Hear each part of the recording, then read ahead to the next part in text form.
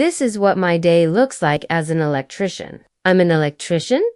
I get to work outside and I get to work inside. One day, I might be installing outlet strips in a house. It's about being able to go out there and have a career that is recession-proof. You can always find a job as an electrician because electricians are always in demand. The next day, I could be wiring up a motor starter for a big machine at a factory, and the next day, I could be doing something else entirely.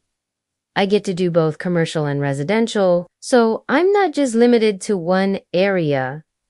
I can travel all over, and every day is different. It's not just about the job, it's about the trade.